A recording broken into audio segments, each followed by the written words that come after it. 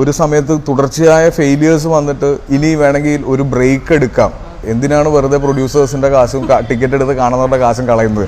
അങ്ങനെ ചിന്തിച്ചു. കാരണം ഞാൻ ഈ പ്രൊഫഷനെ വളരെ സീരിയസ് ആയിട്ട് വളരെ സിൻസിയർ ആയിട്ട് കാണുന്ന ഒരാളാണ്. ഒരിക്കലും ഇത് എനിക്കൊരു എൻ്റെ ഒരു വരുമാന മാർഗമായിട്ടോ ഒരു പാസ് ടൈമായിട്ടോ ഒന്നും അല്ല ഞാൻ കാണുന്നത്. ഞാൻ ഈ കരിയറിനെ വളരെ സത്യസന്ധമായിട്ടാണ് സിനിമയെ കാണുന്നത്. അപ്പം തുടർച്ചയായിട്ടുള്ള പരാജയങ്ങൾ വരുന്നു, എൻ്റെ ചോയ്സസ് മോശമാകുന്നു, ആളുകൾക്ക് എൻ്റെ സിനിമ കാണാൻ ഒരു സെക്കൻഡ് തോട്ട് വരുന്നു എന്നൊക്കെ ഞാൻ റിയലൈസ് ചെയ്ത പോയിന്റിൽ ഒരു നല്ല തിരിച്ചുവരവിന് വേണ്ടി ഒരു ബ്രേക്ക് എടുക്കാൻ ഞാൻ തയ്യാറായിരുന്നു. ആ സമയത്താണ് കരിക്കും വെള്ളം സംഭവിക്കുന്നതും അതിൻ്റെ കണ്ടിന്യൂഷനായിട്ട് കുറച്ചധികം നല്ല സിനിമകൾ ചെയ്യാൻ പറ്റുന്നതും കൂടുതൽ സമയം സിനിമയ്ക്ക് വേണ്ടി അല്ലെങ്കിൽ ഒരു സിനിമയുടെ പ്രീ പ്രൊഡക്ഷനിൽ ഇരിക്കുക, സിനിമ സെലക്ട് ചെയ്യുന്നതിൽ കുറച്ചും കൂടെ ചൂസ് ചെയ്യാവുക, നമ്പർ ഓഫ് ഫിലിംസ് കുറയ്ക്കുക എന്നൊക്കെ പറഞ്ഞ തീരുമാനങ്ങളൊക്കെ എടുത്തത് ആ സമയത്താണ്.